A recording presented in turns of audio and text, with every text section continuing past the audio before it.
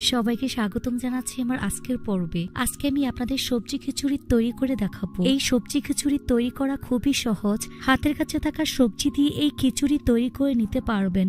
খেতে অনেক বেশি মজার হয়। আশা করছি আমার আজকের এই রেসিপিটি আপনাদের সবার কাছে ভীষণ ভালো লাগবে। তো চলুন সবজি খিচুড়ির রেসিপিটি দেখে নিচ্ছি। প্রথম একটি মিক্সিং বলে 2 কাপ পরিমাণ চিনি গুঁড়া পোলাও চাল নিয়ে নিচ্ছি। আপনারা চাইলে ভাতের চাল নিতে পারবেন। হাফ কাপ পরিমাণ মসুর ডাল নিয়ে নিচ্ছি। হাফ কাপ পরিমাণ মুগ ডাল দিয়ে দিচ্ছি। মুগ ডাল আমি তাওয়ায় হালকা ভেজে নিয়েছি। এর মধ্যে পরিমাণ মতো পানি দিয়ে খুব ভালো করে ধুয়ে পরিষ্কার করে নেব। তো কয়েকবার পানি চেঞ্জ করে ধুয়ে পরিষ্কার করে পানি ভালো করে ঝরিয়ে নিয়েছি। তারপর এরকম একটি ছিদ্রযুক্ত চালনিতে নিয়ে পানি ভালো করে ঝরিয়ে একেবারে ঝরঝরে করে নেব। এখন এটাকে এক সাইডে রেখে দেব। এবার চুলে একটি কড়াই বসিয়ে এর মধ্যে 2.5 টেবিল চামচ পরিমাণ সয়াবিন তেল দিয়ে দিচ্ছি। তেল গরম হয়ে আসলে এর মধ্যে 1 কাপ পরিমাণ আলু কিউব করে কেটে দিয়ে দিচ্ছি। হাফ কাপ পরিমাণ গাজর কিউব করে কেটে দিয়ে দিচ্ছি। হাফ কাপ পরিমাণ ফুলকপি দিয়ে দিচ্ছি। হাফ কাপ পরিমাণ বরবটি দিয়ে দিচ্ছি।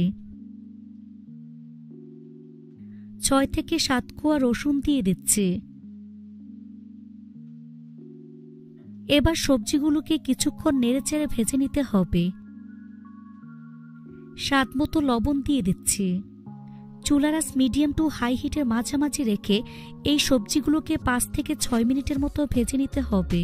এখানে আমি কোনো প্রকার মশলা ব্যবহার করব না, শুধুমাত্র লবণ দিয়ে সবজিগুলোকে ভেজে নেব। ভাজা হয়ে গিয়েছে। এখন ছাঁকনি দিয়ে তেল ছেঁকে একটি পাত্রের মধ্যে উঠিয়ে নেব।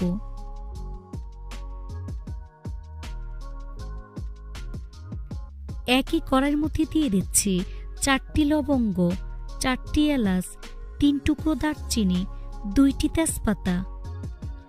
গোটা মশলাগুলোকে কয়েক সেকেন্ড ভেজে নিতে হবে। এবার এর মধ্যে 3/4 কাপ পরিমাণ পেঁয়াজ কুচি দিয়ে দিচ্ছি, অর্থাৎ 1 কাপের থেকে কম পরিমাণ পেঁয়াজ কুচি দিয়ে দিলাম। এবার পেঁয়াজ কুচি হালকা ব্রাউন কালার করে ভেজে নিতে হবে।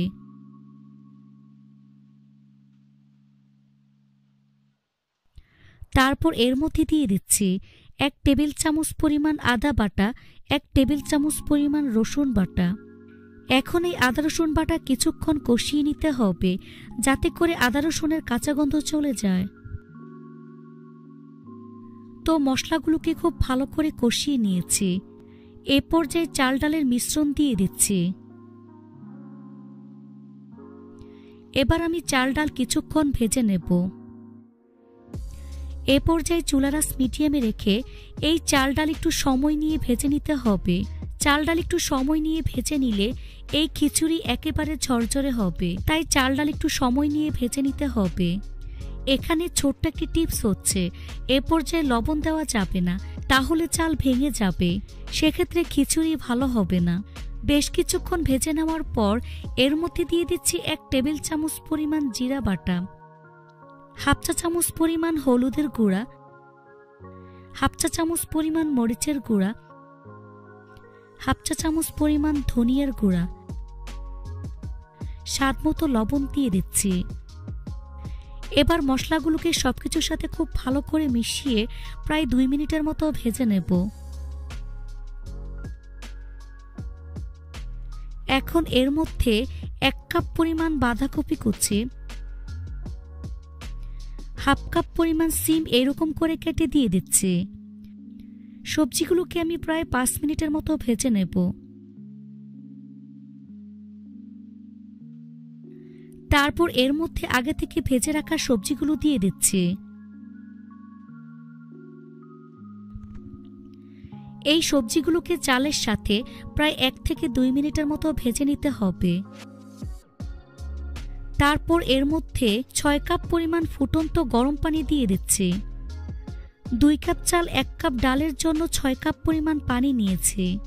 এখানে অবশ্যই ফুটন্ত গরম পানিটাই ব্যবহার করবেন। সবকিছু খুব ভালো করে মিশিয়ে নিতে হবে। এ পর্যায়ে 10 থেকে 12টি আস্ত কাঁচামরিচ দিয়ে দিচ্ছি। চুলারাস মিডিয়াম হাই হিটে রেখে ঢাকনা দিয়ে ঢেকে রেখে দিতে হবে প্রায় 10 থেকে 15 মিনিটের জন্য।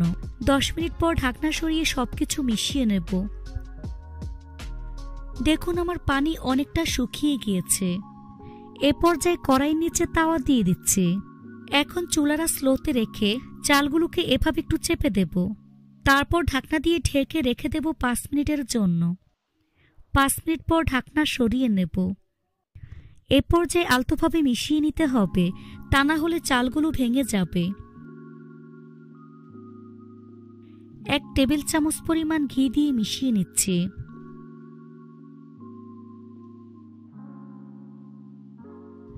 এ পর্যায়ে চুলারা স্লোতে রেখে দমে রেখে দিতে হবে 5 মিনিটের জন্য। 5 মিনিট পর ঢাকনা সরিয়ে সবকিছু মিশিয়ে নিচ্ছি। তো আমার সবজি খিচুড়ি রান্না হয়ে গিয়েছে। এখন পরিবেশন করে আপনাদের দেখিয়ে দিচ্ছি। দেখুন আমার সবজি খিচুড়ি কতটা ঝরঝরে হয়েছে, খেতেও ভীষণ মজার। এভাবে একবার হলেও তৈরি করে দেখবেন। একবার তৈরি করে খেলেই বুঝতে পারবেন ঠিক কতটা মজার। রেসিপিটি ভালো লাগলে অবশ্যই একটি লাইক দিবেন, চ্যানেলটি সাবস্ক্রাইব করার অনুরোধ রইল, আর আমার ফেসবুক পেজটি ফলো দিয়ে রাখবেন। আজ এখানে বিদায় নিচ্ছি। সবাই অনেক বেশি ভালো থাকবেন। আল্লাহ হাফেজ।